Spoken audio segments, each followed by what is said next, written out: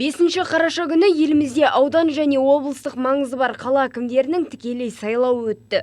Бұл орталық Азияда алғаш рет жүзеге асырылып отырған саяси тәжірибе. Бұған дейін 2021 жылы ауыл әкімдерін халық сайлаған болатын. Міне енді тағы бір маңызы бар қадам жасалды. Мұны үкіметтегілер биліктің бір орталыққа шоғырлануының алдын алатын шара деп түсіндірді. Яғни аймақтар Астананың аузына қарамай өз бетімен шешім қабылдап тіршілік жасауы тиіс. Атырауда Қызылқоға және Исатай ауданы әкімдерінің сайлауына қатысу үшін 6 кандидат тіркелді. Олардың 3-і додаға саяси партияның атынан қатысса, қалған 3-і өз-өзін ұсынған. Сайлау күні 2 ауданда 34 сайлау учаскесі жұмыс істеп, олар 34.500-ге жуық адамның таңдау жасауына мүмкіндік берді. Осы 2 аудан бойынша 34 сайлау учаскелерінде барлығы 269 байқаушылар қатысты. Бұл сайлау процесінің ашық, әділ өтуін бұл байқауын ұйымдастырды. Сайлау Қазақстан Республикасындағы сайлау туралы конституциялық заңға сәйкес ұйымдастырылды. Ешқандай арыз шағымдар келіп түскен жоқ, заң бұзушылықтар болмады. Байқаушылардың тарапынан ешқандай ескертпелер, шағымдар болған жоқ. Қызылқоға ауданы әкіміне кандидат боп сондағы ауылдық округтердің 2 әкімі мен қазіргі аудан әкімі тіркелді. Нәтижесінде 8500-ден астам адамның дауысына ие болған Қанат Әзімханов орнына қайта отырды.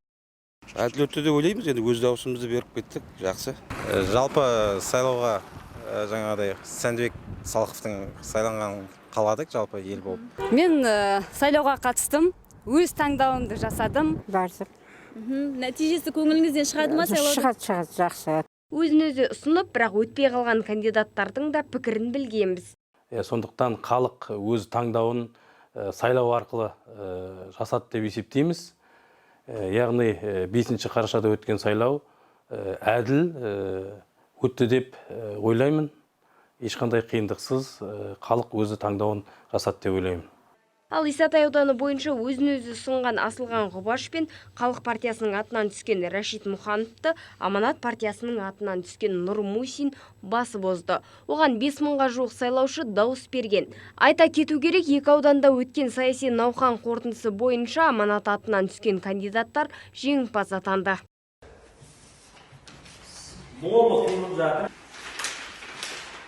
Тәуелсіз журналист Асқат Ниязовтың сөзінше тұрғындардың сайлауға аса қатты қызығушылығы байқалмапты.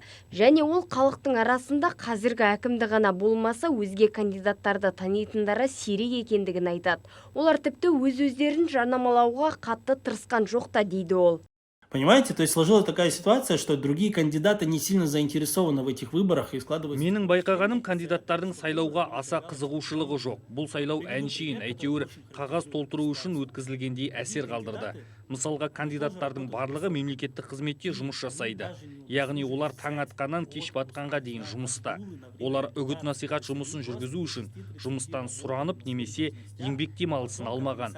Ал кешкі 6:30-нан кейін сайлауалды бағдарламаны таныстыратындай мүмкіндік те жоқ қой. Белгілі журналистің пікірінше қосылғыштардың орны ауысқанмен қосындының мәні өзгермейді. Сондықтан жеңіске жеткен кандидаттардан өзгеріс күту, жаңашылдық күту артық дейді ол. Мы видим итоги, когда из 45 Сайлауға түскен 45 кандидаттың 43-і әкім, мәслихаттың мүшелері немесе әкімнің орынбасары болып қызмет істейді. Яғни бұрыннан-ақ мемлекеттік қызметте еңбек етіп, осы жүйенің ішінде жүрген жандар. Тек 2 ауданда кәсіпкерлер әкім болып тағайындалған. Бірақ олардың әкімдікке қатысы бар ма, жоқ па, оны ешкім білмейді. Дегенмен 45 кандидаттың 43-і әкім мен оның орынбасарлары және мәслихаттың мүшелері болды деген сөз сайлаудың аса қатты тартысты өтпегенін көрсетеді. Біз ешқандай бәсеке көрмедік.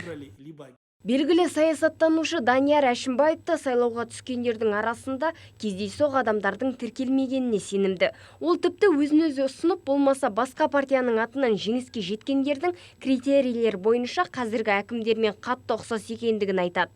Бұл өз кезегінде кандидаттарды алдын ала іріктеу кезінде оларды ұсыну жолдарын диверсификациялауға жол берілуі мүмкін дегендігі жоққа шығармайды.